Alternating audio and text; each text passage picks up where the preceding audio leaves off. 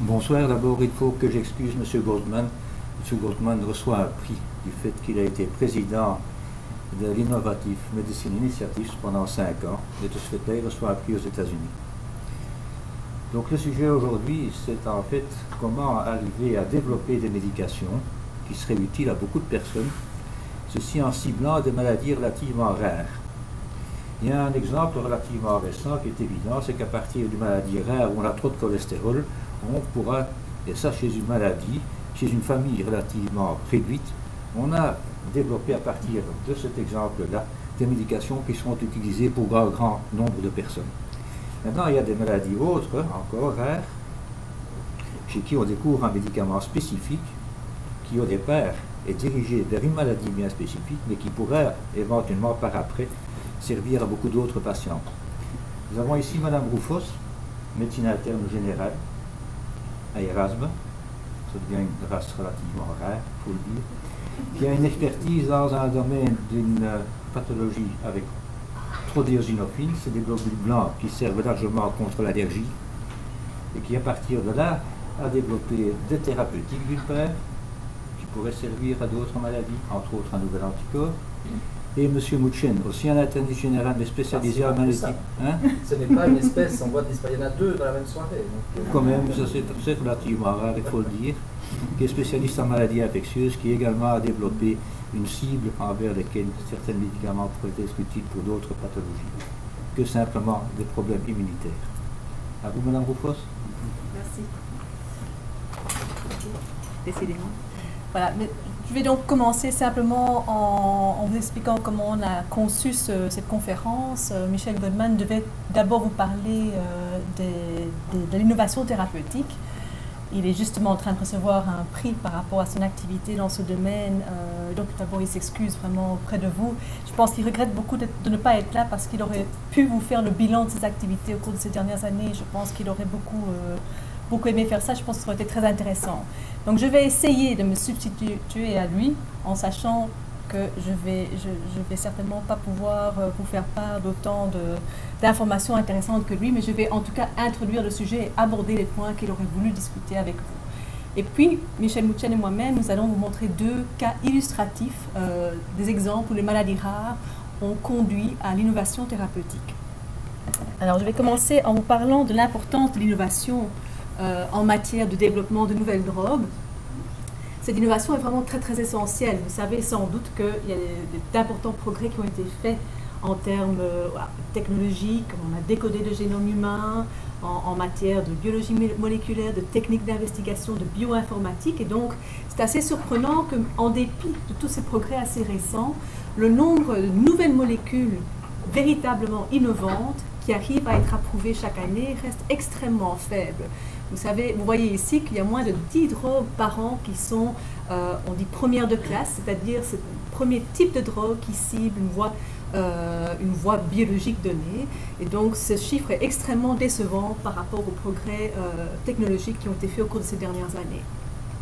Alors cette innovation est importante parce qu'on reste tout de même très démunis devant beaucoup de maladies, qu'elles soient aiguës, comme par exemple les infections bactériennes avec des bactéries multirésistantes, mais également chroniques. Et donc ce sont des maladies au long cours, incurables en général, pour lesquelles on a des médicaments qui permettent souvent tout juste de juguler la situation au prix d'une toxicité très importante. Et donc ce sont des médicaments qu'on donne généralement à vie à ces patients parce qu'ils ne sont pas curatifs et qui viennent avec leur cortège d'effets secondaires. Alors, un autre point important par rapport à l'innovation, c'est qu'une façon de concevoir les molécules qui est peu innovante, c'est de construire autour d'une base qui est déjà connue, et donc de rajouter des radicaux sur le côté, de modifier quelques atomes. Mais de nos jours, le coût du développement des médicaments est devenu très important d'un côté, et ceci est inacceptable lorsqu'on va avoir une molécule très similaire qui aura peut-être un effet bénéfique par rapport à la molécule dont elle dérive, qui est de l'ordre de quelques pourcents. Ce n'est pas justifié. Donc on a vraiment, on tend vraiment à vouloir développer des molécules qui sont véritablement innovantes. Le problème dans le développement d'une molécule, c'est qu'une fois qu'on a trouvé une nouvelle molécule, il faut encore lui faire tout le parcours du combattant, du développement et des essais cliniques. Et ce parcours de développement est très coûteux et très long. Je voulais juste vous l'illustrer avec la diapositive qui suit. Donc l'innovation, c'est représenté ici, c'est ce dont on va parler aujourd'hui sur cette diapositive, c'est juste un petit détail. Je voulais surtout vous illustrer ce qui se passe après. Donc une fois qu'on a développé ou découvert une molécule à usage thérapeutique, on va déposer un brevet et puis cette molécule va rentrer la phase de développement, d'abord préclinique et puis clinique. La phase préclinique, c'est généralement où on teste sur les animaux, la toxicité, la dose maximale qu'on peut administrer. Et puis, pendant cette phase, il y a déjà toute une série de molécules qui vont devoir être abandonnées. Ensuite, si la molécule réussit à passer cette première phase, elle va passer en phase clinique, où il y a une série de phases, je ne vais pas rentrer dans les détails avec vous ce soir, mais donc de développement, où on teste cette molécule, sa toxicité, son efficacité biologique. De nouveau, à cette étape, une série de molécules vont devoir être abandonnées. D'autres, heureusement, vont venir conforter l'hypothèse selon laquelle le fait de cibler telle molécule a effectivement l'effet clinique escompté. Et donc, en tout, cette phase va durer 10 à 12 ans, parfois plus, pendant lesquelles on poursuit la recherche et les études cliniques. Au terme de cette phase de développement, on va pouvoir demander une autorisation de mise sur le marché. Et donc, vous avez jusqu'à cette date-là une molécule qui n'a fait que coûter à la firme pharmaceutique qui le développe. Et en général, en moyenne, on estime qu'une molécule qui aboutit à cette autorisation et à la commercialisation, elle aura coûté de l'ordre de 1 milliard, voire plus, à la compagnie qui la développe. Ensuite commence une autre phase où on est surtout en supervision et on surveille les effets secondaires additionnels maintenant que le médicament est distribué dans un public beaucoup plus large parce qu'il est commercialisé. Les prix sont fixés, on commence à vendre le médicament et là c'est évidemment la période pendant laquelle la firme pharmaceutique est contente parce qu'elle va avoir un retour sur son investissement et quand tout va très très bien, on parle de blockbuster, donc ce sont des molécules, des médicaments qui vont ramener plus d'un milliard de dollars à la firme. Après ça, on va arriver à la fin du brevet. Et donc, qu'est-ce qui va se passer? D'autres firmes vont produire des génériques. La firme pharmaceutique va devoir diminuer ses prix et donc elle ne va plus avoir autant de bénéfices sur son médicament. Et donc, cette phase de recherche étant de plus en plus longue et de plus en plus coûteuse, les chances que l'industrie pharmaceutique récupère ce qu'elle a investi dans une molécule diminuent. La durée pendant laquelle la molécule est protégée par le brevet diminue progressivement. Alors pourquoi s'intéresser aux maladies rares quand on parle d'innovation thérapeutique? Eh bien, il y a plusieurs raisons. D'une part, je vais dire scientifiques, mais également il y a des intérêts évidemment du côté de l'industrie pharmaceutique. Alors au plan scientifique, la base est très souvent génétique. Oui, dans 80% des cas, il y a une base génétique. Ça veut dire qu'il y a une anomalie unique qui va mener au désordre biologique ou clinique qu'on observe en tant que clinicien. Ça veut dire également que les mécanismes sous-jacents sont extrêmement bien caractérisés et donc on peut identifier des cibles spécifiques pour développer un éventuel médicament. En plus, contrairement à beaucoup de maladies fréquentes, la population de patients est extrêmement homogène puisqu'on a un seul désordre en général qui sous-tend la maladie. Eh bien, cette population va pouvoir être... On va avoir besoin de moins de patients puisque la population est extrêmement pure pour montrer un effet clinique avec un médicament. Alors l'hypothèse qu'on a en testant notre molécule peut donc être testée sur une population qui peut être recrutée relativement rapidement.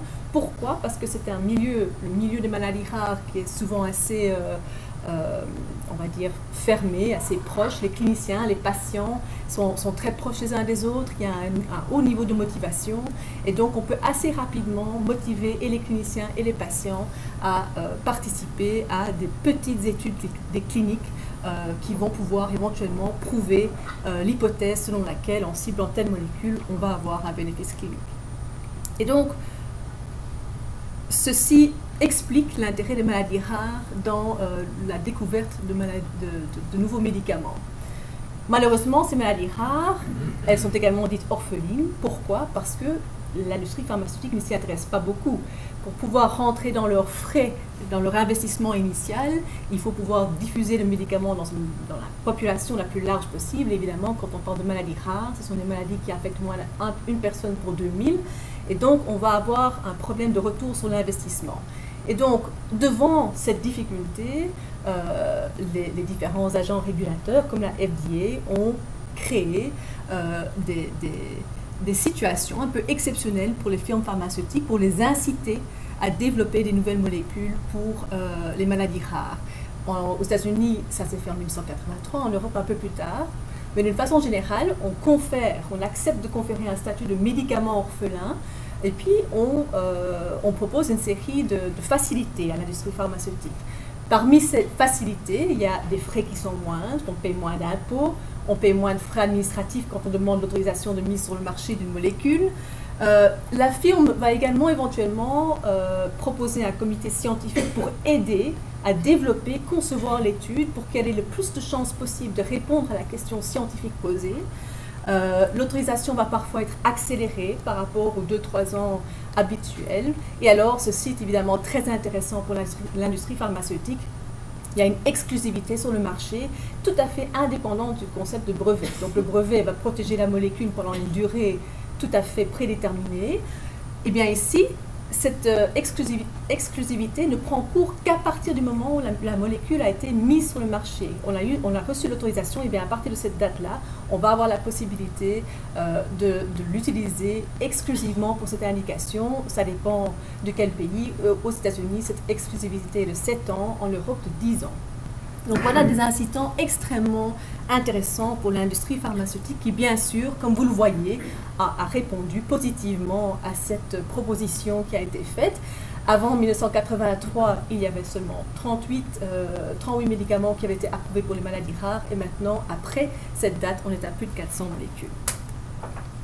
Alors, je vous ai dit que c'est un milieu intéressant, une communauté intéressante que cette communauté des maladies rares parce que vous avez des interactions permanentes et c'est vrai, c'est vraiment ce que je vis dans le domaine des syndromes hyper-eosinophiliques dont je vous parlerai juste après, entre les autorités, les agents régulateurs, les patients et les cliniciens et l'industrie pharmaceutique. Il y a des intérêts qui sont partagés, il y a des intérêts qui sont évidemment propres à chaque groupe, mais il y a un grand dynamisme dans les échanges, il y a généralement peu de compétition et au contraire beaucoup de collaboration et donc c'est un milieu qui est extrêmement foisonnant pour le développement de nouvelles molécules et leur application, leur utilisation en clinique. Alors maintenant j'ai introduit avec 2 diapositives vraiment le sujet d'aujourd'hui, c'est que les maladies rares vont ensuite servir de tremplin pour pouvoir développer ces molécules qui vont ensuite servir dans des indications beaucoup plus larges. Et donc si on démarre, comme je vous ai parlé pour les maladies rares, d'une population de patients homogènes parce qu'ils ont un défaut en dessous de leur maladie clinique, on essaye une molécule à usage thérapeutique, on va pouvoir identifier de par certains éléments dans la façon dont répondent ces patients au traitement, éventuellement certains facteurs qui existent dans d'autres maladies, dans les sous-groupes de patients. Je pense que ce sera plus clair lorsque je vous parlerai du syndrome hyper-eosinophilique. Mais donc, on va se rendre compte que cette molécule qui est très intéressante pour la maladie orpheline en question, eh bien, elle va aussi s'avérer intéressante pour des maladies beaucoup plus fréquentes dans la population générale. Peut-être pas l'entièreté de cette population qui est très hétérogène, mais on va pouvoir identifier quelques patients au sein de cette population qui vont pouvoir en bénéficier. On va donc évoluer finalement vers une médecine personnalisée pour ces patients, où il sera très important de coupler le concept d'outils diagnostiques. D'ailleurs, il y a de plus en plus de firmes pharmaceutiques qui font des fusions ou qui finalement rachètent des boîtes d'outils diagnostiques pour pouvoir développer en même temps l'outil diagnostique pour identifier les patients qui vont répondre à leur nouveau traitement et proposer le traitement en question. Et donc, vous avez ce concept de blockbusters dont je viens de vous parler, qui évolue vers le concept de niche busters. Donc on démarre avec une niche, c'est-à-dire une petite communauté confidentielle de patients qui ont une maladie rare, par exemple, mais qui vont tout de même arriver à dépasser ce seuil de $1 milliard de bénéfices qui est celui des blockbusters. Donc c'est devenu extrêmement intéressant pour l'industrie pharmaceutique de s'intéresser aux maladies rares, à la fois parce que les chances que leur molécule va aboutir est plus élevée qu'avec une molécule tout venant pour une maladie hétérogène, mais également parce qu'ils vont finalement pouvoir s'y retrouver en termes d'investissement.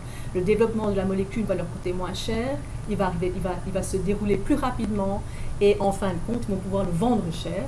Il n'y a personne qui va pouvoir leur refuser le prix qu'ils vont proposer parce qu'il y a peu d'espace de négociation et donc ils vont s'y retrouver.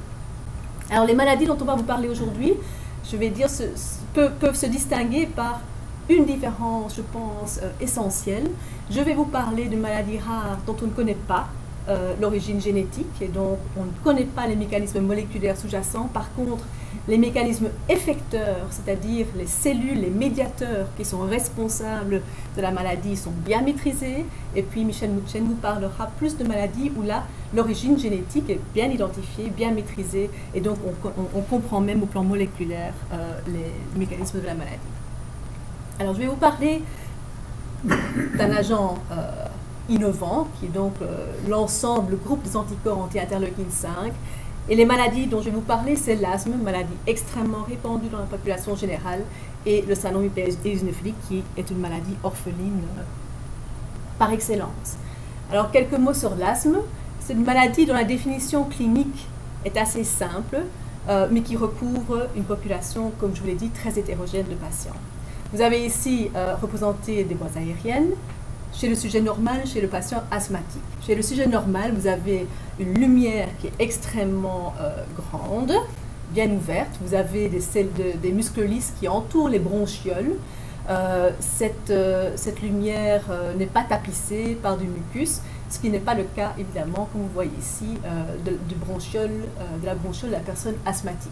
Là, vous avez un épaississement très important de la paroi bronchique, à la fois parce qu'il y a des cellules inflammatoires, mais également parce qu'il y a ce qu'on appelle un phénomène de remodelage, donc il y a un dépôt de collagène, et cette sous-muqueuse est vraiment structurellement très altérée, donc épaissie.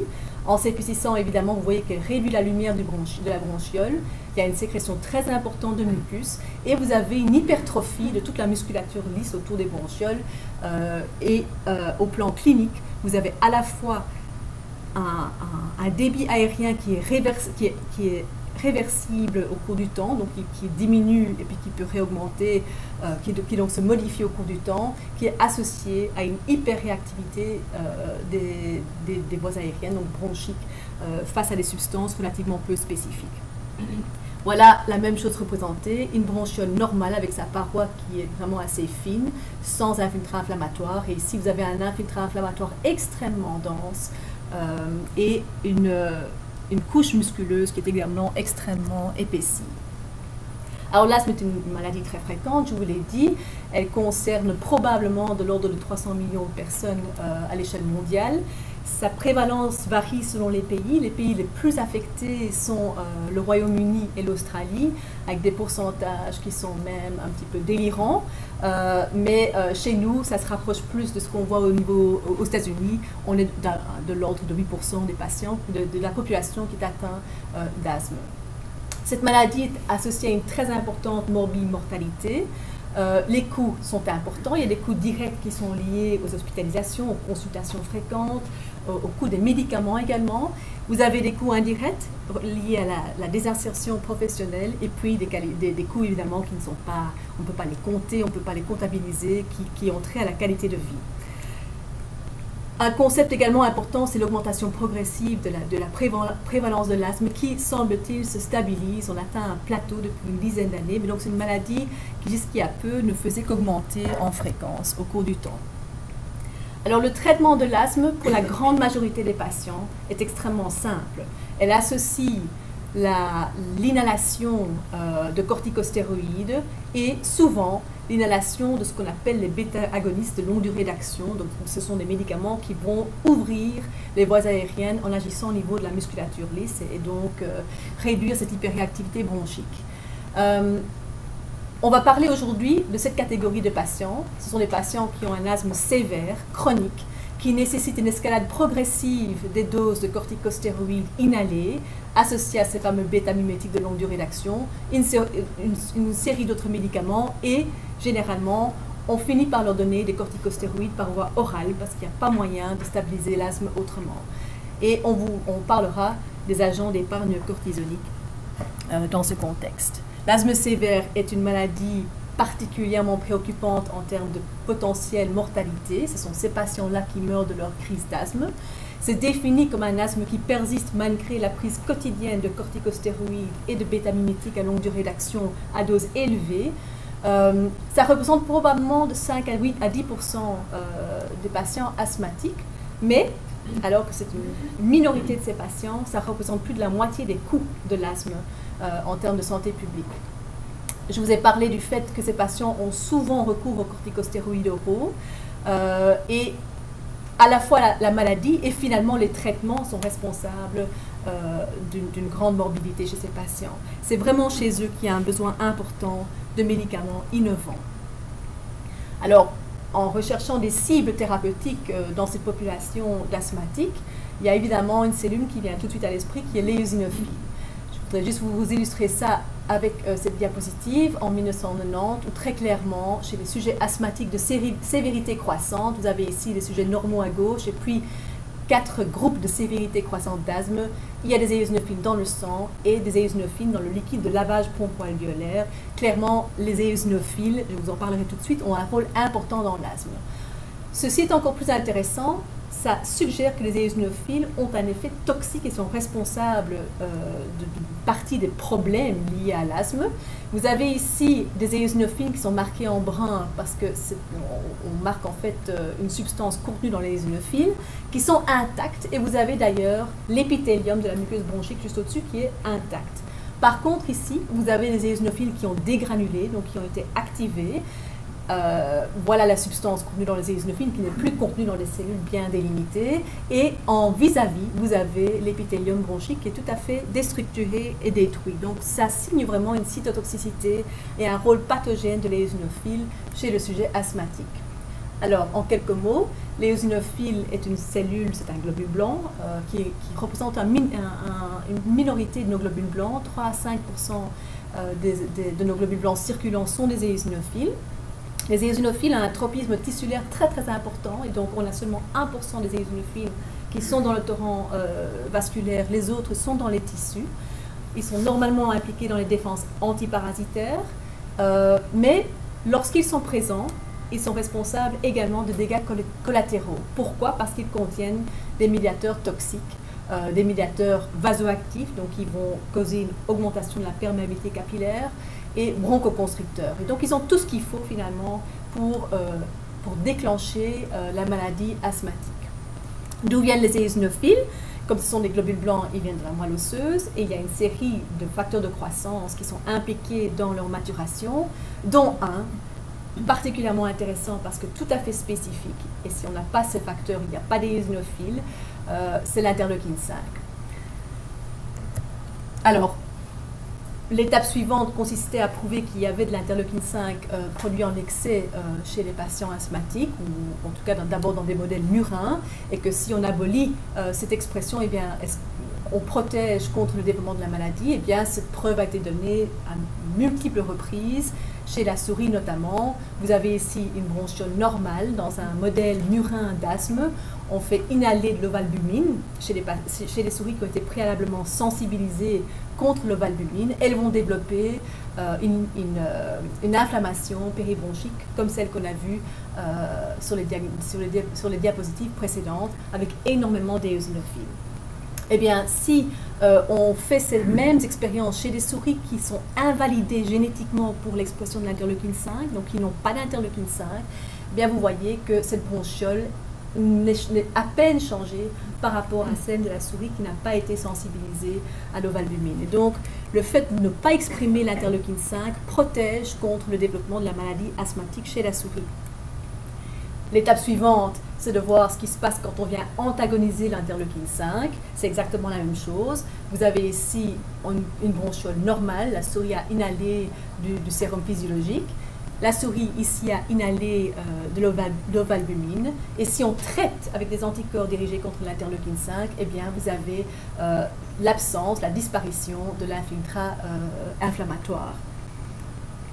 Donc de là à développer des anticorps à visée thérapeutique, il n'y avait qu'un pas qui a évidemment été très rapidement franchi. Plusieurs firmes ont développé un anticorps monoclonal dirigé contre l'interleukine 5 avec comme objectif de abolir les éosinophiles dans les voies aériennes des êtres humains asthmatiques et donc de soigner la maladie asthmatique. On en parlera beaucoup plus, il s'agit du mépolizumab et puis du restylizumab qui est en retard par rapport au développement du mépolizumab.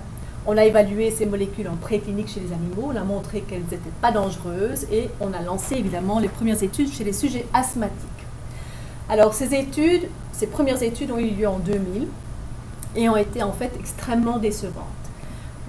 Vous avez ici les premiers résultats qui sont intéressants, où vous voyez le taux d'éosinophiles sanguin chez des patients qui ont reçu du placebo versus 2 doses différentes du mépolizumab. Et vous voyez que chez les sujets qui ont reçu du placebo, ce taux sanguin est à peine changé.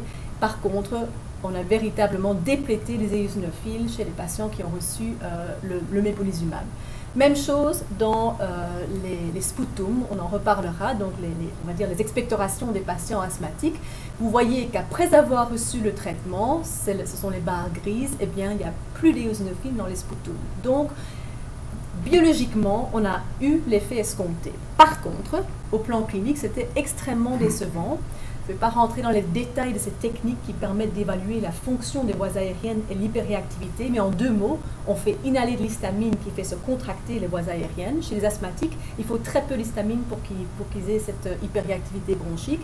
Eh bien, chez les patients qui avaient reçu le mépolizumab versus le placebo, il n'y avait aucune différence significative. Et donc, le fait d'avoir aboli les éosinophiles au niveau sanguin et au niveau des expectorations n'a absolument rien changé par rapport à cette hyperréactivité bronchique qui est une composante majeure de l'asthme.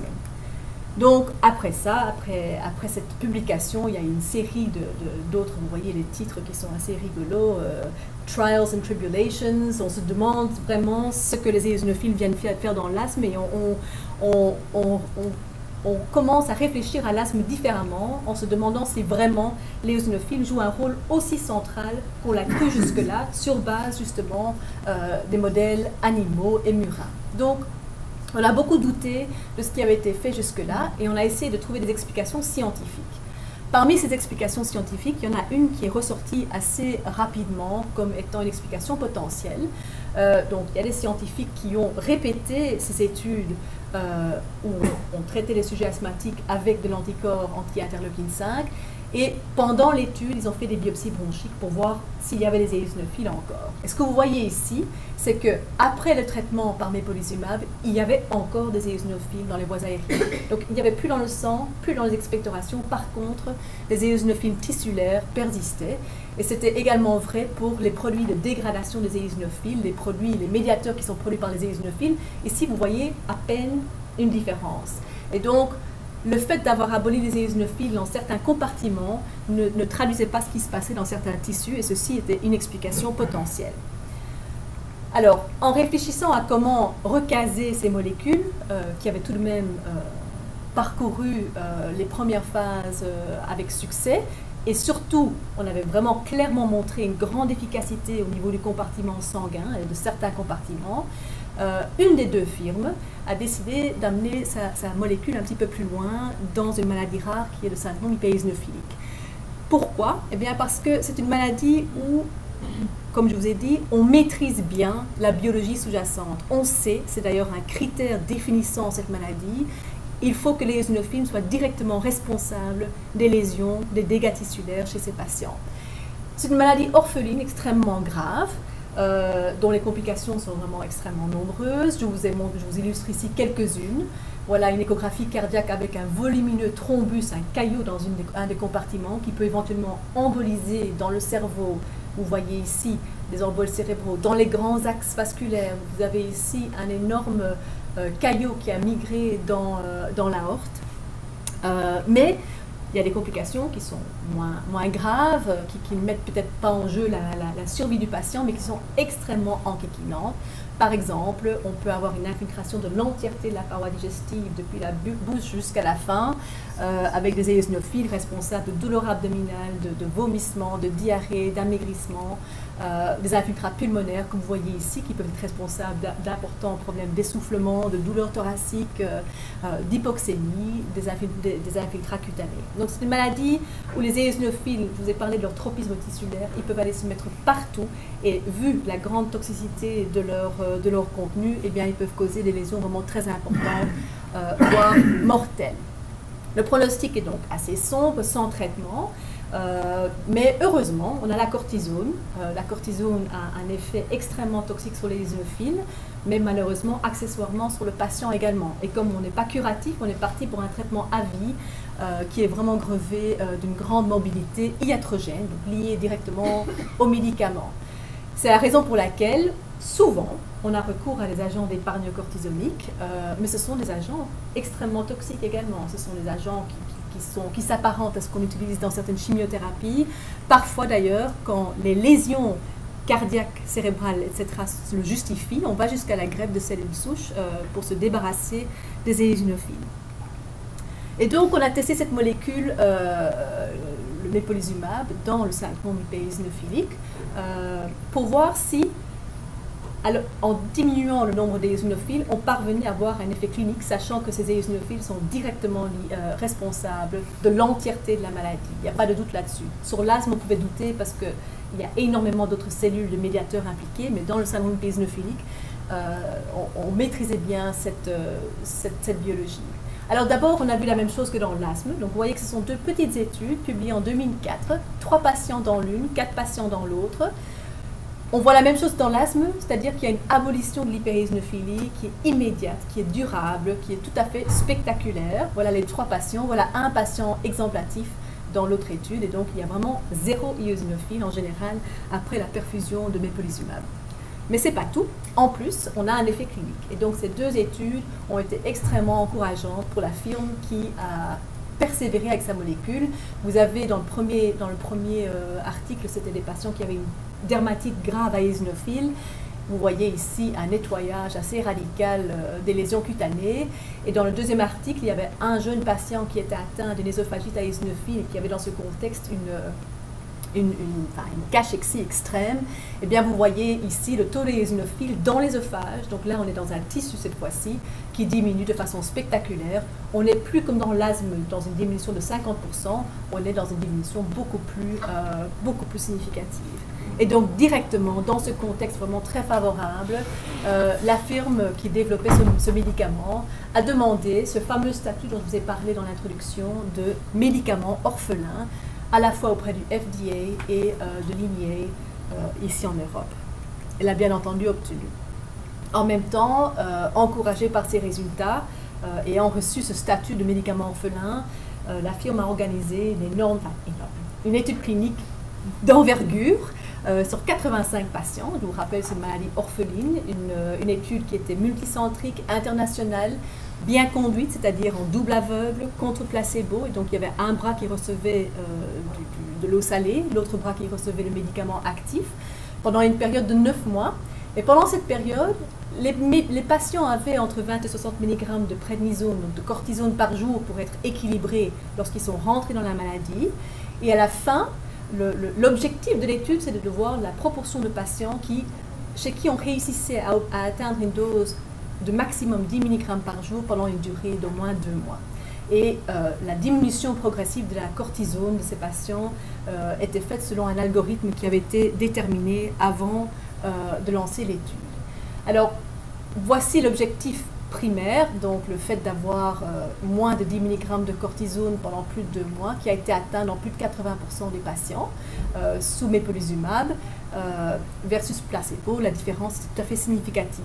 Ce critère d'évaluation n'était pas excellent, n'a pas été très bien choisi, il n'y avait pas de précédent en la matière, mais par contre il y avait beaucoup d'autres critères d'évaluation qui ont également été investigués, et notamment, vous voyez ici, beaucoup plus significatif pour moi, la différence en dose de prednisone entre les 2 groupes à la fin de l'étude.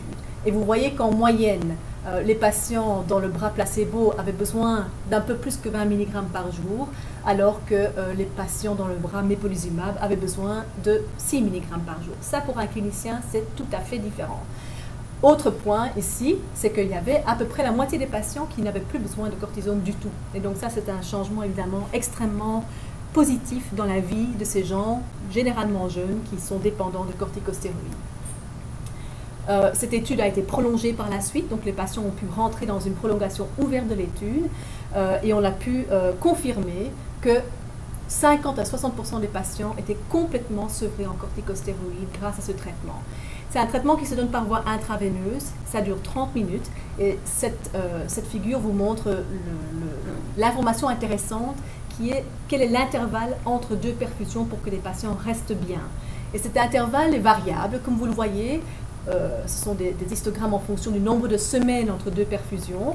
Mais ce que vous voyez surtout, c'est que la plupart des patients étaient tranquilles pendant 3 à 4 mois. Et donc, en lieu et place de recevoir des corticostéroïdes par voie orale tous les jours avec des effets secondaires, ils n'avaient plus de cortisone du tout. Ils devaient venir une demi-heure pour une perfusion qui les laissait tranquilles pendant 3 à 4 mois après. Donc ça, c'est vraiment un énorme progrès pour ce groupe de patients.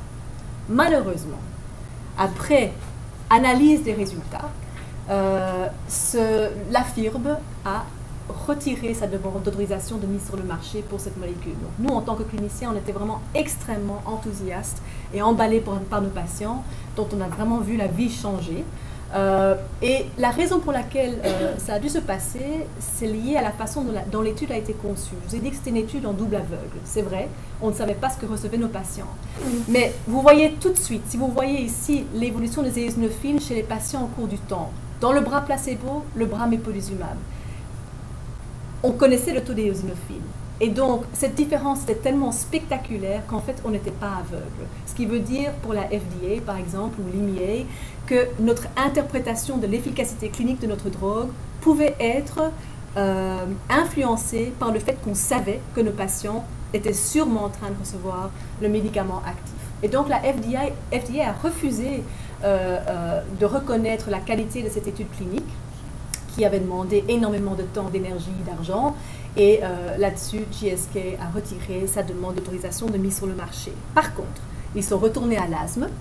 Et là, ça devient évidemment beaucoup plus intéressant parce qu'ils ont appris beaucoup de choses. Enfin, la communauté scientifique, entre-temps, avait appris beaucoup de choses sur l'asthme.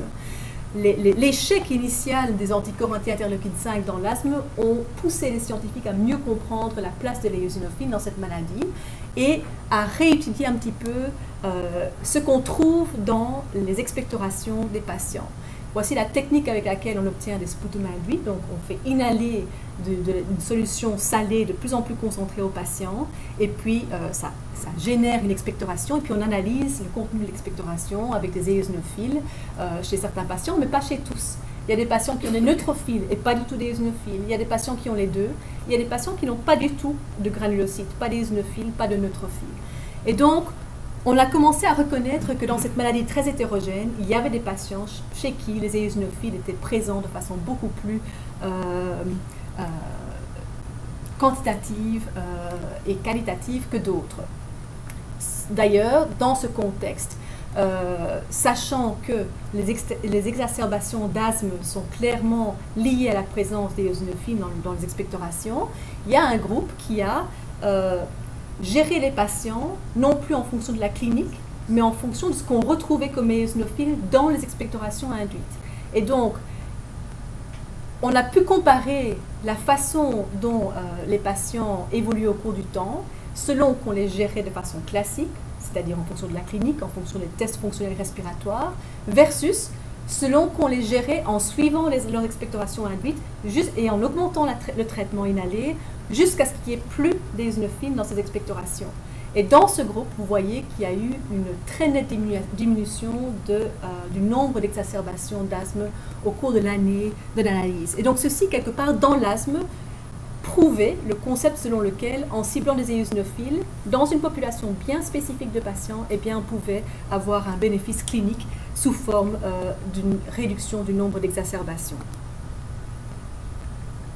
Alors, je vais peut-être sauter celle-ci pour repartir vers les études cliniques. Donc, deuxième tentative de percer dans l'asthme avec ces anticorps anti-interleukine 5. Alors, on a commencé avec 2 études de relativement modeste envergure, qui ont été publiés en même temps en 2009 dans le New England Journal of Medicine, qui est évidemment une revue extrêmement prestigieuse.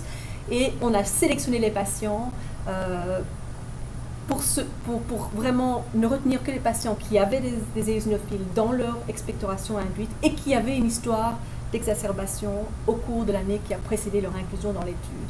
Et on a clairement démontré une réduction qui était de l'ordre de 50% du nombre d'exacerbations dans cette population.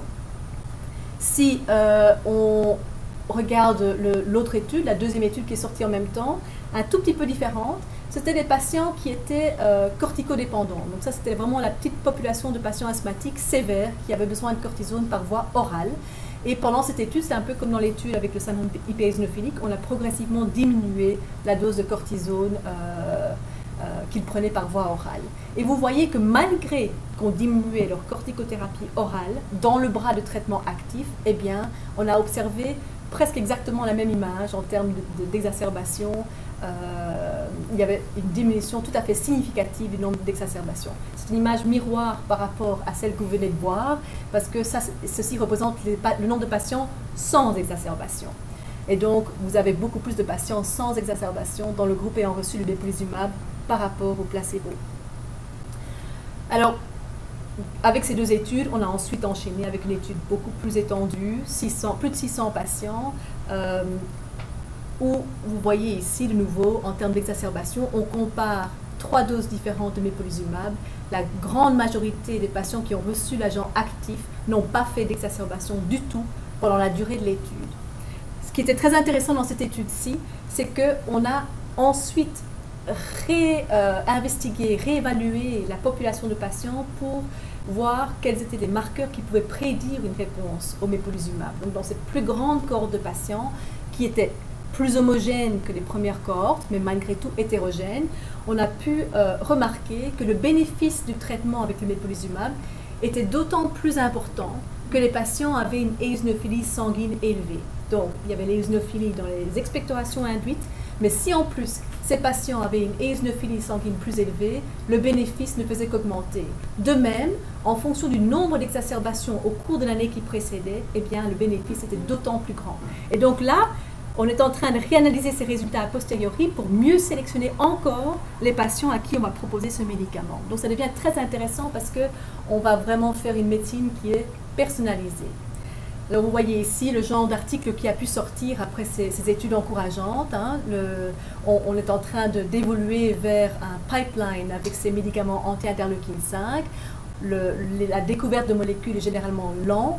Avec cette molécule-ci dont je viens de vous parler, ça a été glacial, mais grâce à la persévérance de la firme, eh bien, finalement, ils vont arriver à faire autoriser leurs molécules. Et enfin, pour ceux qui s'y connaissent un peu en baseball, quand on a fait tout le tour, on sait qu'on est tranquille. Je pense que c'est à présent le cas pour GSK avec leurs molécules. Il y a eu cette année-ci, tout récemment, il y a 2 mois maintenant, 2 études qui ont été de nouveau publiées en même temps, qui ont vraiment permis d'asseoir l'efficacité dans l'asthme sévère et eosinophilique de cette molécule.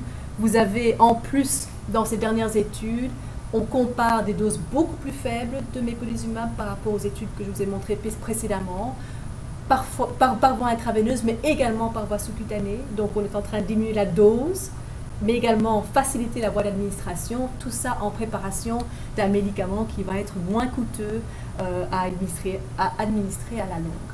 Ce qui est intéressant avec ces études-ci, qui portent sur des grandes populations de patients, c'est que vous avez également, enfin, une démonstration d'une efficacité au plan de marqueurs cliniques de l'activité de la maladie asthmatique. Ceci, c'est le volume expiratoire forcé en 1 seconde, qui est abaissé chez les sujets asthmatiques. Eh bien, chez les patients qui ont été traités par mépolizumab, que ce soit la petite dose sous-cutanée ou intraveineuse, ce volume expiratoire forcé a augmenté par rapport aux sujets qui étaient dans le bras placebo. Je ne vous en ai pas parlé, mais c'est important de terminer tout de même avec ça, c'est que le profil de toxicité de cette molécule est extraordinaire. Pourquoi? Eh bien parce qu'elle est tellement ciblée. L'éosinophiles ne sert pas à autant de choses dans l'organisme, nous servent à nous débarrasser de parasites, ça c'est certain, mais le fait de vivre sans éosinophiles ou avec moins d'éosinophiles à cause de ce traitement ne vient pas avec un cortège d'effets secondaires. Et globalement, à travers toutes les études qui ont été conduites jusqu'à présent, la toxicité est considérée comme comparable au placebo. Donc ça c'est vraiment assez extraordinaire dans le traitement de l'asthme, c'est tout à fait inédit. Ceci, c'est l'autre étude qui est sortie tout récemment, que je ne vais pas vous décrire, pour simplement enchaîner avec cette diapositive qui revient avec la première, où vous avez une petite population de patients avec une maladie orpheline bien ciblée, où on savait que ça allait marcher, et effectivement ça a marché, qui a aidé à identifier mieux les patients asthmatiques qui allaient pouvoir bénéficier de ce médicament, c'est-à-dire ceux qui ont un asthme sévère et eosinophilique. On s'intéresse évidemment, et je vous ai montré cette courbe, aux différents marqueurs qui vont permettre d'identifier les patients qui sont susceptibles de bien répondre. Et sachez également qu'il y a d'autres médicaments qui sont évidemment en train d'être développés pour cibler la voie de l'interleukine 5, il s'agit du Resclusumab, mais également un médicament qui cible directement le récepteur, qui va probablement s'avérer très intéressant également. Et donc GSK vient tout juste de demander l'autorisation de mise sur le marché pour sa molécule. Bien, bonsoir à toutes, bonsoir à tous. Donc, merci de cette invitation. Merci aussi à Michel Goldman qui en fait m'avait invité il y a la genèse de ceci remonte à plus d'un an, je pense. Hein. Et en fait, juste pour vous raconter par quel concours de circonstances Michel m'avait invité. En fait, ici, moi, je vais surtout parler comme clinicien. J'ai une recherche plutôt dans le domaine du VIH, donc j'ai fait peu de recherches là-dessus. Vous verrez juste un slide avec des données un peu personnelles. Mais donc, j'ai été impliqué dans la prise en charge d'un patient atteint de la maladie dont je vais vous parler surtout. Et je faisais face à un refus, notamment de l'INAMI, du Fonds de solidarité, pour obtenir un médicament dont j'étais persuadé de l'utilité par toute les fondamentaux biologiques dont je vais vous parler. Et ma frustration était telle que j'ai un peu contacté tout le monde. J'ai contacté Florence, j'ai contacté Elie Kogan, j'ai contacté Michel. Et Michel m'a dit, écoute, moi j'y peux pas grand-chose, mais je vais t'inviter à venir parler des maladies orphelines, de tes frustrations, et peut-être que ça va faire bouger les choses. J'espère que, voilà, je ne sais pas s'il y a des personnes ici qui ont une influence sur ce genre de choses. Mais bref, un des problèmes des maladies orphelines, évidemment, malgré tout ce que Florence a dit, c'est qu'évidemment, vous savez, la mode maintenant est à la médecine basée sur l'évidence. Et que l'INAMI, qui est près de ses sous, et on la comprend, ne rembourse que des médicaments pour lesquels il y a une évidence très solide qui justifie le remboursement. Et donc, je me suis entendu dire, écoutez, vous pouvez nous raconter tout ce que vous voulez sur tous les mécanismes moléculaires que vous voulez, nous voulons de l'évidence. Et sans évidence, votre patient n'aura pas de médicaments. Pour finir, je l'ai quand même dit. Mais voilà. Et donc, la maladie dont je vous parle, ben on est loin de l'innovation thérapeutique, puisque nous sommes ici, il y a plus de 2000 ans, enfin oui, hein, plus ou moins, dans une région de la Méditerranée, c'est le Pont-Euxin en l'occurrence. Et donc, c'est probablement dans cette région du monde que cette maladie est apparue. En tout cas, que les mutations, c'est une maladie récessive, donc ça veut dire qu'il faut avoir une mutation sur les deux gènes, hein, sur l'allèle paternel et l'allèle, enfin, sur les deux allèles plutôt. Et donc, cette maladie s'est répandue sur tous les pourtours méditerranéens, dans toutes les populations, chez les Turcs, chez les Arméniens. Donc, mon patient, celui dont je viens de vous parler, est un Arménien réfugié en région liégeoise, mais aussi en Israël, chez les Juifs du Maghreb, chez les Italiens. Donc on retrouve tout cet héritage commun des pourtours de la Méditerranée. Et donc c'est une maladie sévère, une maladie qui est rare chez nous, hein, qui est probablement, elle ne répondrait peut-être pas aux critères de maladie rare que Florence a évoqués dans ces régions-là, mais chez nous c'est clairement une maladie rare. Et donc c'est une maladie, elle s'appelle la fièvre familiale méditerranéenne. Et donc, c'est une maladie qui, comme son nom l'indique, se caractérise par de la fièvre. Hein. C'est vraiment le symptôme cardinal de cette maladie. Une fièvre qui s'accompagne d'une inflammation importante, notamment une infiltration de ce qu'on appelle les séreuses, c'est-à-dire le péritoine, le péricarde, la plèvre, par des neutrophiles, lapsus qui fait suite à l'exposé de Florence. Très typiquement également des arthrites, donc une véritable infiltration des synoviales par les neutrophiles, des lésions cutanées, une grosse rate le plus souvent, et la complication terrible de cette maladie, c'est le dépôt de grandes quantités d'une des protéines de l'inflammation, qu'on appelle la protéine SAA, au niveau de différents tissus, dont le cœur et les reins. Et donc j'ai essayé ce matin d'avoir les images histologiques de la biopsie de mon patient et je n'y suis pas arrivé. Donc ça c'est des images de la littérature, mais vous avez des accumulations de ces protéines fibrillaires qui forment des agrégats insolubles au niveau des reins. Vous avez ici dans une coloration très particulière avec cette biréfringence qui est très typique, et donc c'est une amyloïdose rénale, et le patient dont je vous parle est en train d'aller vers l'insuffisance rénale à cause de cette amyloïdose. Alors, c'est une maladie qui est probablement connue depuis très longtemps, et donc si on analyse un petit peu entre les lignes ce que racontaient les vieux médecins de l'Antiquité, du Moyen-Âge, que ce soit chez les Arabes ou chez les Grecs, etc., ou chez les Turcs, probablement qu'il y a des descriptions de cette maladie, mais en fait on commence surtout à la caractériser à partir du début du XXe siècle, et on a deux articles qui sont les articles initiaux. Un d'un médecin new-yorkais qui travaillait au Mount Sinai à New York, qui relate donc cette maladie qu'il qualifie de unusual et qui se caractérise par des accès fébriles et tous les symptômes dont je viens de vous parler. Et plus ou moins à la même époque, vous avez ce médecin qui, bien que signant son article de Philadelphie, travaillait en fait à l'hôpital américain à Beyrouth, qui avait pu observer à Beyrouth des tableaux cliniques tout à fait semblables avec ces pics fébriles périodiques, et donc on trouve parfois ce vocable de maladie périodique dans la littérature. Des Français également, j'aurais bien voulu retrouver l'article initial, mais je ne l'ai pas trouvé malgré pas mal de recherches. Des Français qui travaillaient en Algérie, du temps de l'Algérie française, avaient également décrit chez des Juifs vivant en Algérie cette maladie, M. Mamou, et le second, j'ai oublié son nom. Alors, une des grandes étapes dans l'histoire de cette maladie, c'est la découverte qu'un vieux médicament, la colchicine, a un effet extrêmement significatif chez une proportion importante de ces patients. Et donc, voici cet article de M. Goldfinger qui décrit en 1972 l'impact de la colchicine sur 5 patients, un Syrien, 5 patients juifs, où on voit l'impact majeur de la colchicine sur la fréquence des attaques, sur l'absentéisme, etc. Malheureusement, comme je le dirai plus tard, la colchicine n'est pas active dans toutes les formes de fièvre familiale méditerranéenne, et notamment c'était le cas du patient dont je vous ai parlé. Alors, à partir de ces descriptions initiales, il y a un grand enthousiasme dans le milieu scientifique qui va naître autour de cette maladie, parce que les scientifiques ont très vite l'intuition que, face à ce phénomène très complexe qu'est l'inflammation, élucider les mécanismes de cette maladie, une maladie, encore une fois, on savait qu'elle était avec une base génétique, élucider cette maladie allait permettre de comprendre un mécanisme fondamental de l'inflammation.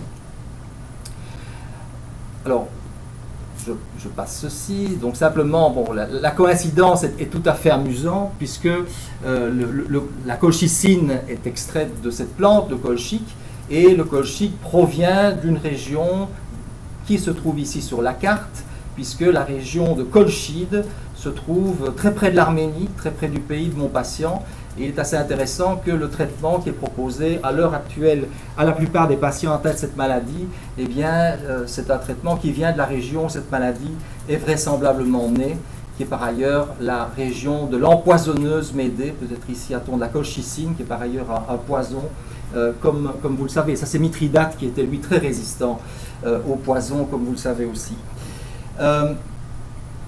Alors en fait, dans ces années, entre 1972 et l'an 2000, il y a tout un intérêt qui va naître autour de ces maladies périodiques, et on observe les descriptions de maladies périodiques, donc de maladies inflammatoires périodiques, des accès de fièvre sans cause infectieuse, mais survenant chez d'autres types de patients que les patients méditerranéens dont on a parlé. Notamment en 1982, la description d'une fièvre familiale hibernienne.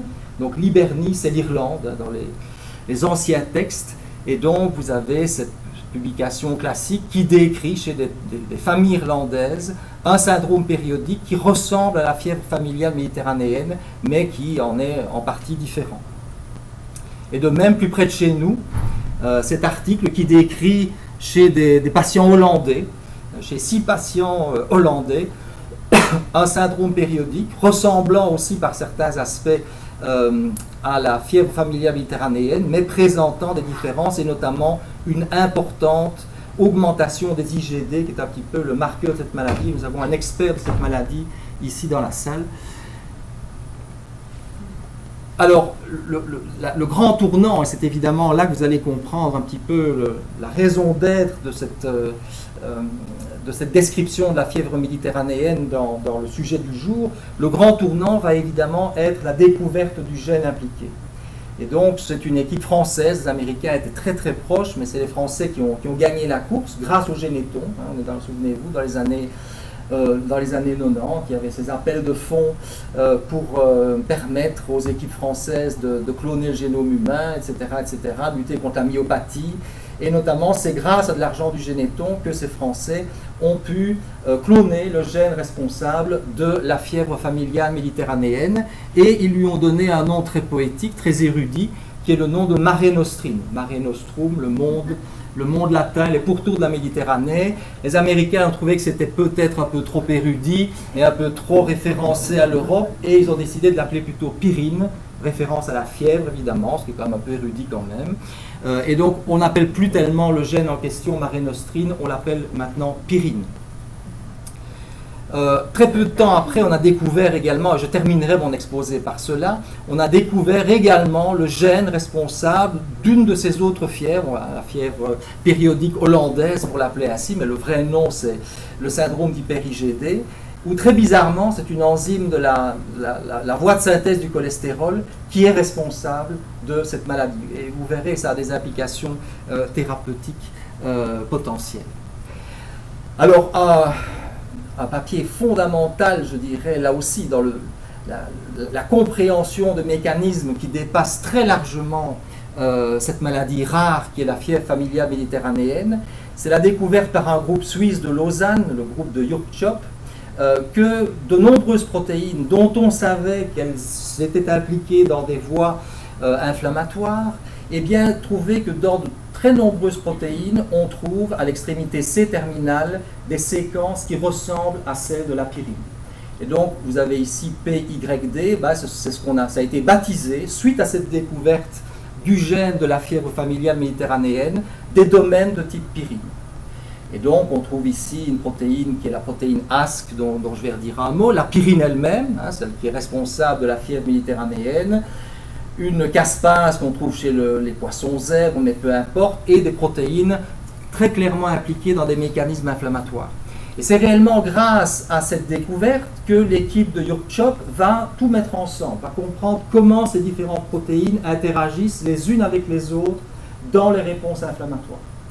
Et le groupe de Jörg Tschopp va, suite à cette découverte, en fait, on a des interactions, les groupes PYD interagissent entre eux, et donc c'est réellement comme ça que ces échafaudages moléculaires, entre autres, peuvent se mettre en place. Et le groupe de Jörg Tschopp va baptiser les échafaudages moléculaires en question les inflammasomes.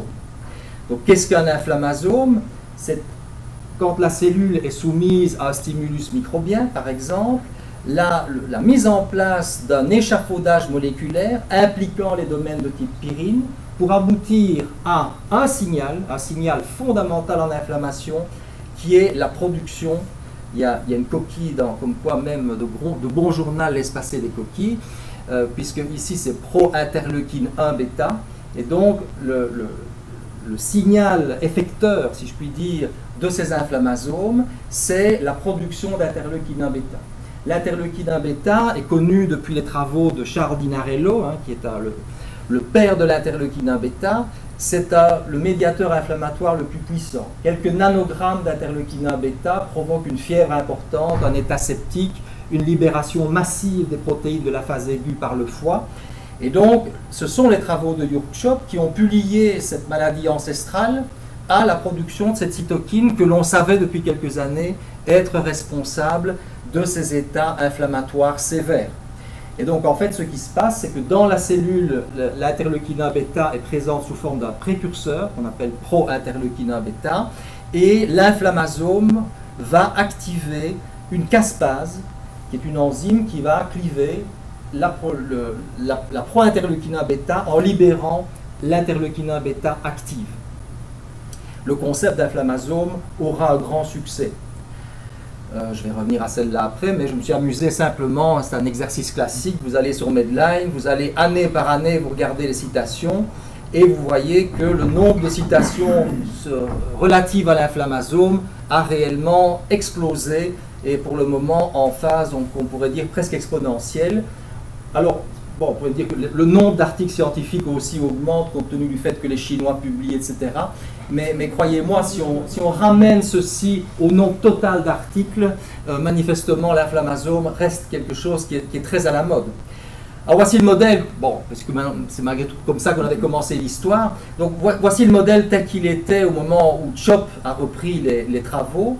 En fait, Chop, et ça reste probablement en partie vrai, on ne va pas entrer dans trop de détails, mais une protéine très importante dans l'inflammation qu'on appelle NALP3 ou cryopyrine, qui reconnaît des éléments microbiens par cette extrémité, quand elle reconnaît un élément microbien, déclenche cette cascade d'activation qui aboutit à la libération d'interleukinin bêta.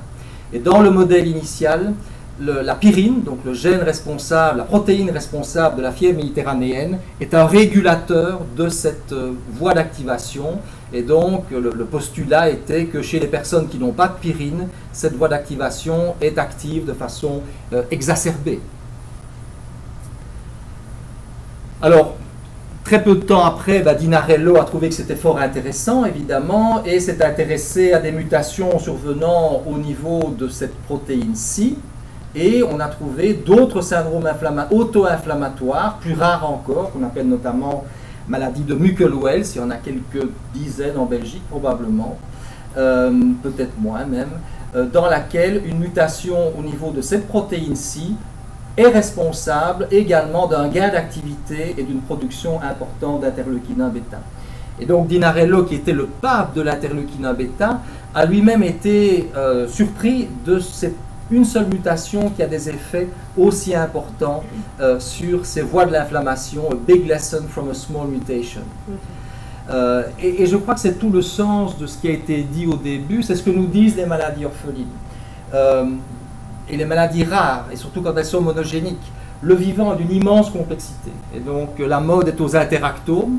On fait tourner les ordinateurs qui vont, en fonction des séquences d'acides aminés, qui vont déterminer quelles protéines interagissent les unes avec les autres.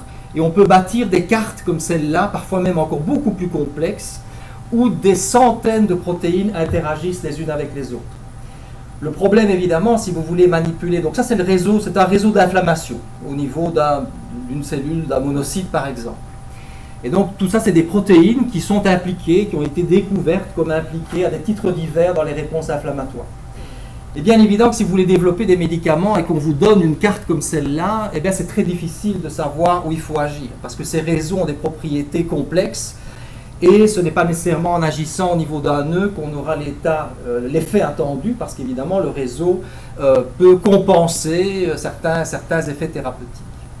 Et donc, un truc qui m'a toujours fasciné, j'essaie d'en parler à mes étudiants avec le concept ne soit pas facile, c'est que pour arriver à interpréter ce type de réseau, nous avons besoin d'une science des réseaux. Et il y a une science des réseaux. Et donc, bon ça je passe. Voici un monsieur qui s'appelle Barabasi, qui est un chercheur hongrois, mais plutôt dans les domaines de l'informatique et de la physique, mais qui a travaillé aussi à Harvard. C'est le spécialiste mondial des réseaux. La science des réseaux, c'est quoi? C'est dire que, quel que soit le réseau considéré, que ce soit Internet, que ce soit Facebook, que ce soit les réseaux téléphoniques ou les réseaux cellulaires, il y a des propriétés communes à tous ces réseaux. Et pour faire extrêmement simple, Barabasi a décrit deux grands types de réseaux, des réseaux dits exponentiels et des réseaux dits à échelle de puissance. Alors, à vue d'œil, ces deux types de réseaux, c'est plus ou moins la même chose, mais en fait, la grande différence, c'est que dans ce type de réseau, chaque nœud a plus ou moins le même type d'amis, le même nombre d'amis, alors que dans ce type de réseau, vous avez une minorité de nœuds hyperconnectés, et vous avez une majorité de nœuds très peu connectés. Et donc, ce que Barabasi a montré, c'est que la plupart des réseaux biologiques, notamment les réseaux de l'inflammation, mais d'autres, sont plutôt des réseaux de ce type-ci. Vous allez me dire à quoi est-ce que ça sert, cette histoire-là? Eh bien, c'est parce qu'on peut faire des postulats. En l'occurrence, c'est de dire que ce type de réseau, donc ces réseaux de type biologique, sont des réseaux très robustes. Ça veut dire que si vous enlevez au hasard 20% de ces nœuds-ci, eh bien ce réseau-ci va fonctionner 20% moins bien. Si par contre vous enlevez au hasard 20% de ces nœuds-ci, il va fonctionner toujours de la même façon. Et c'est pour ça que l'évolution nous a dotés de réseaux aussi robustes. Néanmoins, si vous avez une attaque malicieuse, ou bien simplement pas de chance, qui fait que ce sont des nœuds hyperconnectés qui sont ciblés, le réseau s'effondre. C'est ce qu'on voit par exemple dans le VIH, hein, le sida va cibler les lymphocytes TCD4, qui sont les cellules les plus connectées en termes fonctionnels parmi les populations lymphocytaires. Et donc le prédicat de ces théories, et en fait Barabasi collabore avec des biologistes, hein, Marc Vidal, etc., ont fait des publications formidables sur l'application des réseaux maladies, c'est que les facteurs génétiques et environnementaux associés aux maladies touchent sélectivement les hubs, donc les nœuds les plus connectés ou éventuellement les connexions qui en émanent. Et donc face à un réseau aussi complexe que celui que je vous avais montré, la meilleure façon de comprendre comment ça marche, c'est de trouver des maladies génétiques qui ont des conséquences, une mutation et des conséquences importantes. Alors, bon, ça c'est le modèle plus récent en fait. Simplement pour vous illustrer que depuis les années 2000, d'autres maladies qui tournent autour de tout ça, qui montrent bien l'importance de ces quelques nœuds de signalisation, d'autres maladies ont été identifiées. Donc ça, c'est la fièvre familiale méditerranéenne dont on a parlé tout à l'heure. On a actuellement plutôt tendance à considérer que ces mutations de la pyrine sont des mutations gain de fonction, et donc que la pyrine devient capable d'activer la production d'interleukinin bêta toute seule, sans devoir recruter NLRP3, peu importe, c'est des détails.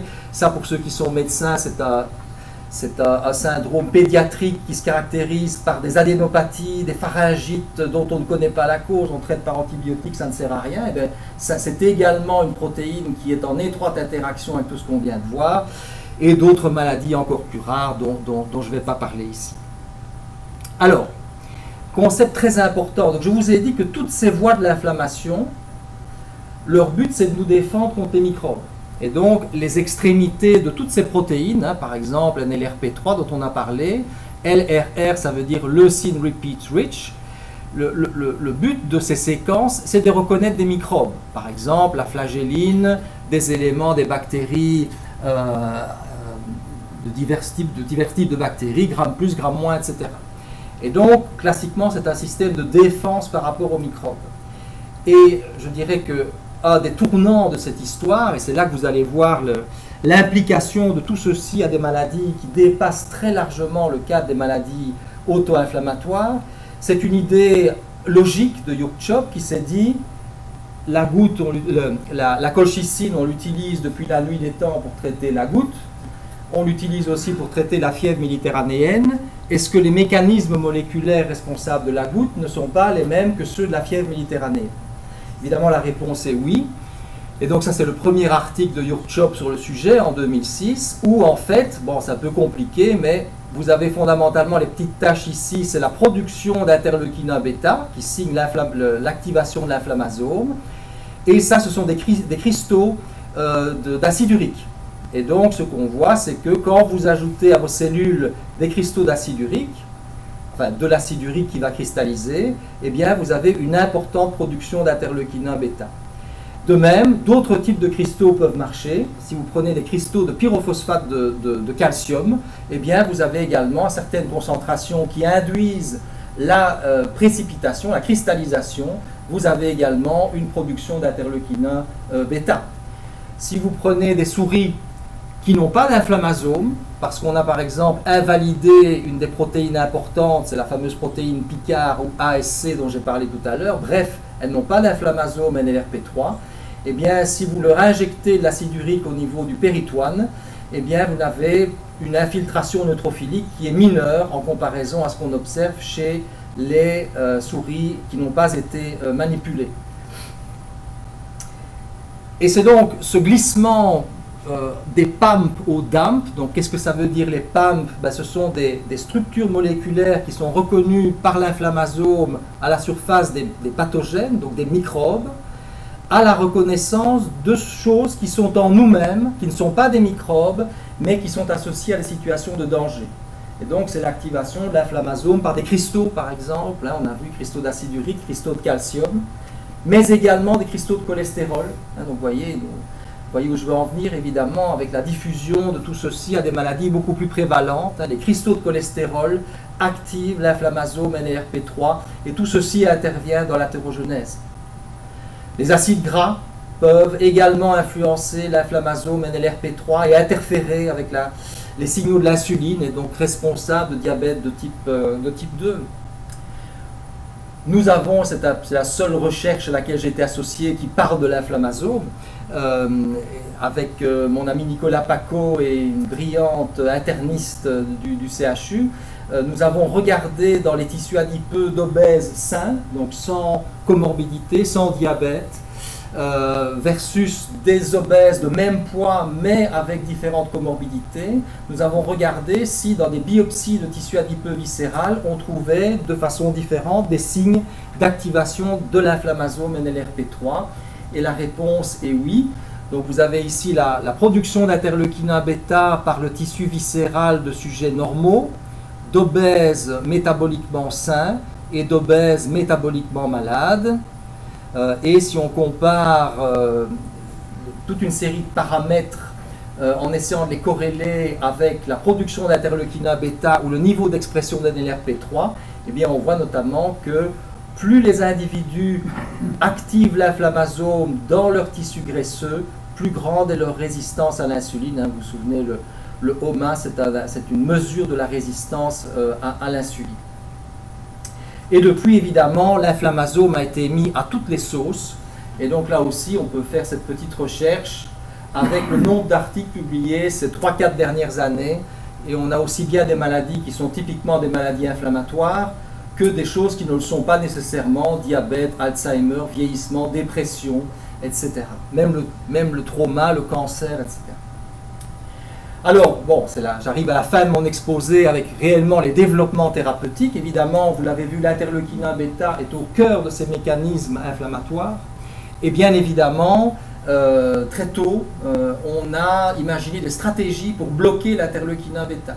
Au départ, pour utiliser ces stratégies dans les maladies dont on a parlé tout à l'heure, où l'interleukine bêta joue un rôle central, donc les maladies typiquement inflammatoires, et puis vous allez le voir plus récemment dans toute une série de maladies qui ne sont pas vues comme inflammatoires.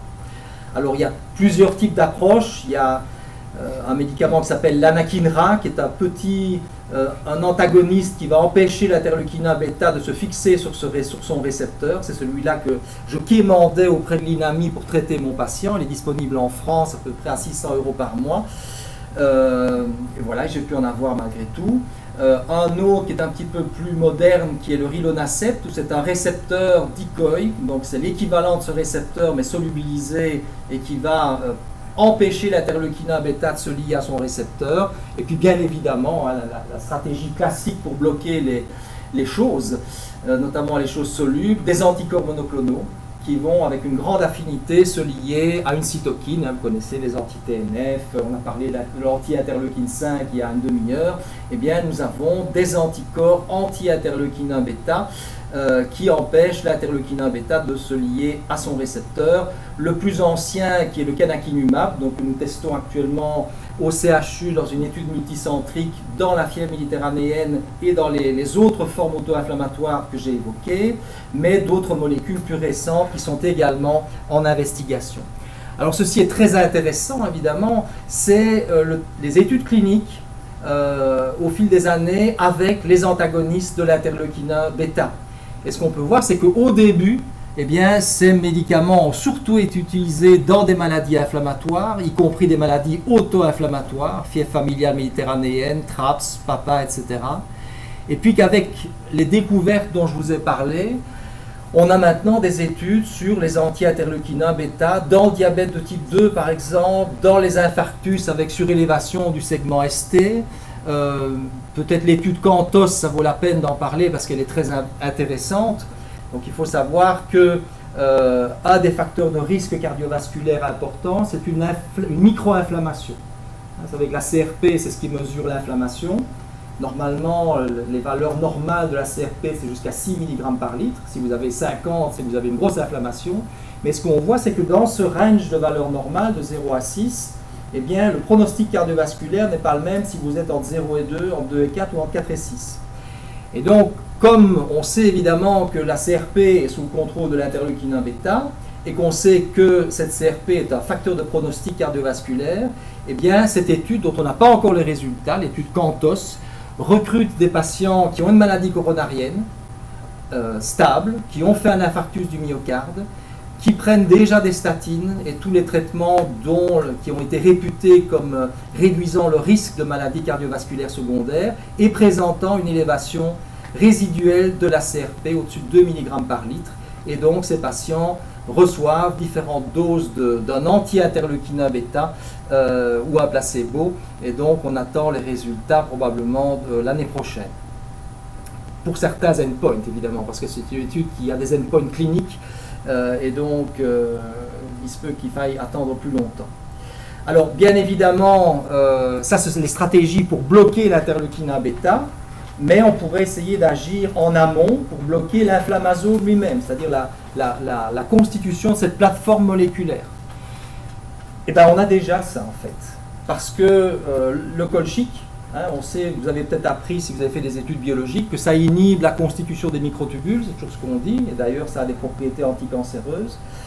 Et bien en fait, la colchicine inhibe, donc c'est des choses qui ont été découvertes assez récemment, mais inhibe l'activation du NLRP3 parce que une de ces sous-unités, la protéine ASC, se trouve à l'état de repos dans les mitochondries, et pour en sortir, des microtubules doivent se mettre en place. Et donc si la colchicine bloque ces microtubules, ASC, Picard, reste dans la mitochondrie et l'inflammasome ne peut être activé. D'autres molécules qu'on connaissait déjà, comme les sulfonylurées par exemple, dans le diabète, sont également de bons inhibiteurs de l'inflammasome NLRP3, donc vous connaissez gliburide, mais il y en a d'autres qui sont des inhibiteurs de l'inflammasome NLRP3. Il y a d'autres molécules qui sont au stade réellement préclinique, mais on n'a pas encore de grandes études cliniques avec des inhibiteurs de l'inflammasome hors inhibition de l'interleukinin bêta. Alors rassurez-vous, j'arrive doucement à la fin de mon exposé. Je terminerai par cette maladie fascinante qui n'est pas la fièvre familiale périodique, qui est donc cette fièvre périodique initialement décrite par une équipe hollandaise, mais il y en a en Belgique, il y en a en France évidemment. Laurence Cuisset est une des expertes aussi de cette maladie, et qui se caractérise par une augmentation des IgD. Donc on l'appelle très classiquement HIDS pour Hyper IgD Periodic Syndrome. Eh bien, la mutation qui est en cause ici, c'est une mutation de cette enzyme qu'on appelle la mévalonate kinase, qui est une enzyme de la voie de synthèse du cholestérol. Et donc, c'est tout à fait fascinant de comprendre comment un blocage de cette voie métabolique peut donner une inflammation importante. Et c'est d'autant plus important que l'enzyme qui se trouve juste en amont, c'est l'HMG-CoA-réductase qui est la cible des statines, comme vous le savez. Et donc, compte tenu malgré tout, bon, je prescris les statines, bien évidemment, à des patients à risque, mais compte tenu d'une certaine controverse malgré tout quant aux effets secondaires des statines dans certains groupes de patients, il est quand même troublant de voir que deux enzymes qui sont extrêmement proches dans cette voie métabolique, l'une est inhibée pour des voies thérapeutiques, l'autre, quand elle est inhibée, donne un syndrome grave, pouvant donner de l'amyloïdose, etc. Et donc, très longtemps, cette connexion entre l'acide mévalonique et l'inflammation est restée très mystérieuse. Et je trouvais intéressant cet article très récent du New England, c'est vraiment, je crois que c'est dans le dernier New England, où en fait, ils mettent en évidence un métabolite du cholestérol, le 25-hydroxycholestérol, qui est induit notamment en réponse aux interférons, les interférons type A, alpha ou bêta, Et ce 25-hydroxycholestérol est un métabolite immunomodulateur du cholestérol. C'est en fait un bon inhibiteur de l'inflammasome NLRP3. Hein, je vous disais tout à l'heure qu'on n'en avait pas encore. Ben, on en a un qui est endogène. C'est ce 25-hydroxycholestérol qui est un inhibiteur de l'inflammasome NLRP3 et qui va donc réduire la conversion de la pro-interleukinin bêta en interleukinin bêta. Donc est-ce cela, évidemment ça reste, ceci est vrai, mais est-ce ceci qui explique le lien entre ce déficit génétique et l'inflammation? Ce sont des choses qui restent encore à découvrir, bien que des souris knockout semblent aller dans ce sens.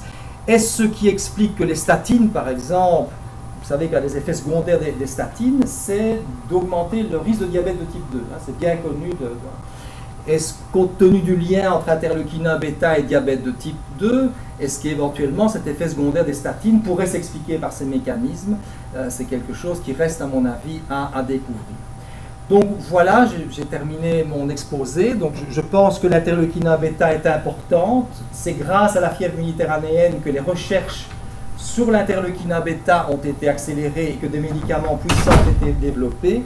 Et dès lors, vous comprenez ma frustration quand nos confrères de l'INAMI m'ont dit « Nous n'avons aucune évidence en faveur d'un rôle de l'interleukinin bêta dans la maladie de votre patient. » Je vous remercie.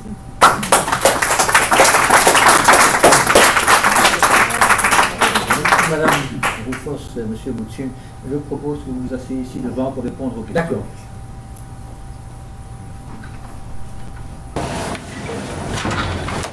Madame Meunier. Bonjour, merci pour ces exposés. Qu'en est-il du traitement aujourd'hui du syndrome hyperglycémique? Qu'est-ce qu'on a fait marche arrière? Parce que vous avez décrit l'impasse méthodologique et la FDA qui refuse, puis on ne le soumet pas à l'agence du médicament à Londres. Ces malades-là bénéficient aujourd'hui de ce fameux traitement que vous trouviez fantastique, aussi bien d'un point de vue patient que médecin.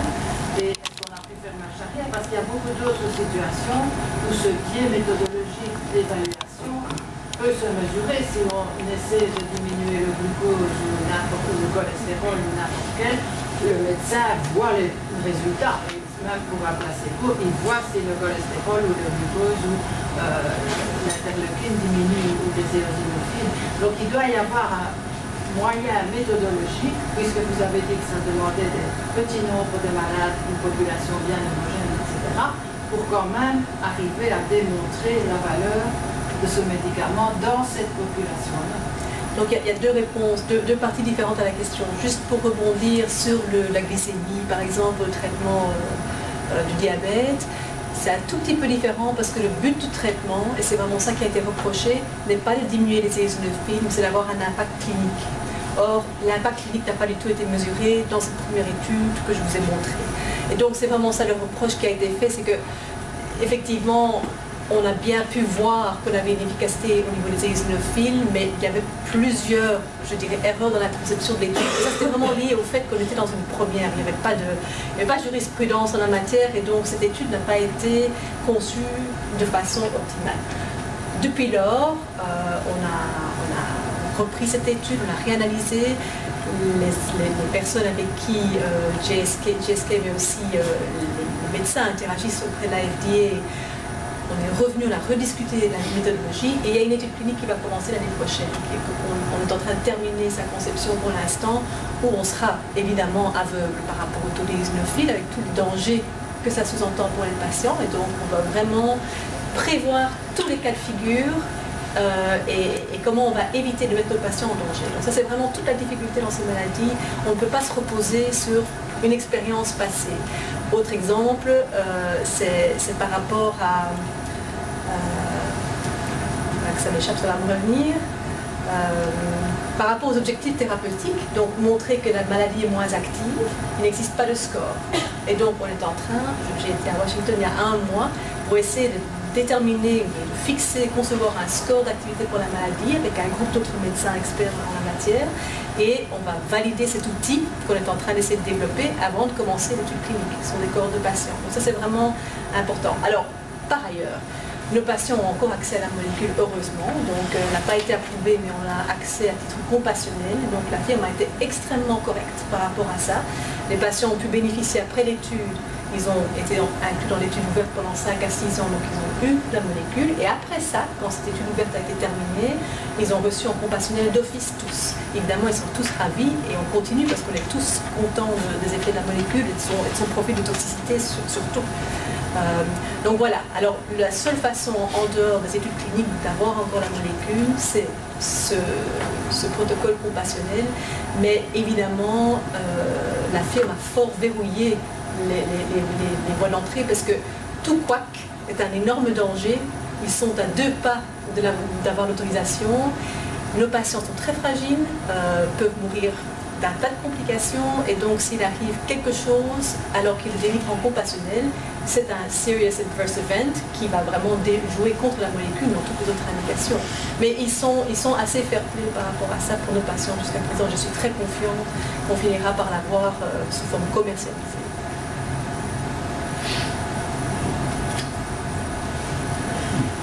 Oui, c'est une question très simple, mais est-ce que les différences entre auto-inflammation et auto-immunité, est-ce qu'elles sont tout à fait claires, tout à fait connues?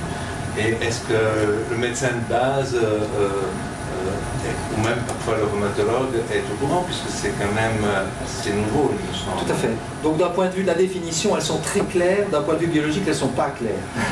Donc au niveau de la définition, là c'est facile à expliquer, une maladie auto-immune, ça veut dire qu'il faut démontrer l'implication directe soit de lymphocytes T dirigés contre un auto-antigène, soit d'anticorps dirigés contre un auto-antigène. Si vous avez ça, et qu'on est certain que soit l'un, soit l'autre, selon les types de maladies, sont impliqués dans la maladie, vous avez affaire à une maladie auto-immune. Une maladie auto-inflammatoire, c'est une maladie par exclusion dans laquelle vous avez des phénomènes inflammatoires, mais sans avoir cet aspect-là.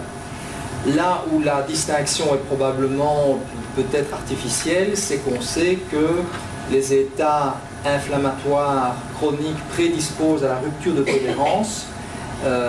Et donc, il y en a par exemple qui disent que le diabète de type 1, c'est un peu provocateur, mais le diabète de type 1 qui est vu classiquement comme une maladie auto-immune, est en fait probablement une maladie inflammatoire initiale au niveau du pancréas endocrine, et que la rupture de tolérance n'est qu'un phénomène secondaire. Bon, ça peut-être un peu pousser le bouchon très loin, mais tout ça pour dire que d'un point de vue biologique, la distinction n'est pas aussi claire que cela. Et qu'en est-il de la connaissance de la part du médecin de base ou même des rhumatologues de cette distinction que vous venez de nous faire? Je ne peux pas parler. Je pense que c'est assez hétérogène. Je crois que chaque médecin a des sujets d'intérêt particuliers. Je pense que c'est un truc qui est très à la mode. Donc je crois quand même que si vous ouvrez de temps en temps le New England ou un journal de votre discipline, on n'échappe pas à ces vocables de maladies auto-inflammatoires. Donc je pense que si on se tient au courant de l'actualité, on doit malgré tout être au courant de ce que c'est. Oui, Christian. Est-ce que les échecs qui sont observés dans l'asthme pourraient être liés à une distribution hétérogène des anti-IL5? Est-ce que vous voyez une réponse au niveau médulaire et sanguin sur les eosinophiles qui est importante, et dans les muqueuses, pardon, vous ne voyez pas? Est-ce qu'on a eu des mesures d'IL5 au niveau du... Non, ça n'a pas été fait. Donc, effectivement, théoriquement, c'est une possibilité. Alors, comment est-ce que l'anticorps se distribue dans l'organisme? C'est un peu troublant d'observer, en tout cas, que dans des tissus vraiment profonds qui sont infiltrés par les éosinophiles dans le syndrome éosinophilique, on voit disparaître les éosinophiles. Maintenant, effectivement, il y a une étude, à ma connaissance, c'était une des toutes premières, après 3 patients dans la dermatite à éosinophile, où on a été vraiment marqué l'interleukine 5, mais pas l'anticorps sur place. Et il en reste un petit peu dans les tissus, même en présence d'une amélioration clinique. Alors voilà, qu'est-ce que ça veut encore dire? Qu'est-ce qu'on marque même? On sait maintenant que quand après les premières études dans le syndrome hyperéosinophilique, on voyait qu'il y avait un taux élevé d'interleukine 5 dans le sérum. Mais en fait, c'était l'interleukine 5 qui était couplée à son anticorps. Et donc, dans un premier temps, on a un peu paniqué en disant on ne fait qu'augmenter le taux d'interleukine 5 chez ces patients, mais en fait, il était couplé à la... Donc on en sait trop rien. Parce que la cible est bonne, mais est-ce que l'outil est bon? Oui, tout à fait. Est-ce qu'il y a d'autres molécules qui sont à Alors, l'étude? il y a une autre molécule monoclonale. assez similaire qui est le restizumab. Ce qui est assez intéressant, c'est le benralizumab, qui est dirigé non pas contre la cytokine soluble, mais contre son récepteur à la surface des éosinophiles. Et donc, ce qui est certain, c'est que dans les 24 heures, les éosinophiles, c'est encore plus dramatique comme diminution qu'avec les anticorps anti-interleukine 5. Il n'y en a plus parce qu'ils sont en fait détruits à cause de ce couplage avec l'anticorps thérapeutique. Et donc, il vient d'y avoir une étude publiée maintenant, je pense il y a 15 jours, du benralizumab dans l'asthme, et ça a l'air d'être une molécule qui va probablement être encore plus intéressante.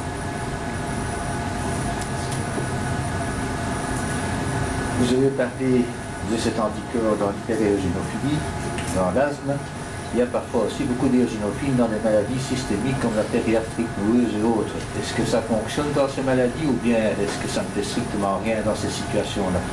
Alors, elle est en train d'être testée dans le Shock-Strauss, qui est un exemple de vasculite comme la périarthrite noueuse, où vraiment là, l'éosinophile est centrale, même au diagnostic, et les effets sont favorables. Les maladies où, si on prend la panne, on ne connaît pas trop le rôle de l'éosinophile. C'est probablement assez secondaire par rapport à la vasculite. Ça m'étonnerait qu'il soit prêt à mettre les moyens pour une maladie aussi rare où le rôle de l'éosinophile n'est vraiment pas évident. Mais dans le Shock-Strauss, où toute une partie de la symptomatologie est vraiment directement liée à l'infiltration, la molécule à l'étude, elle est très intéressante.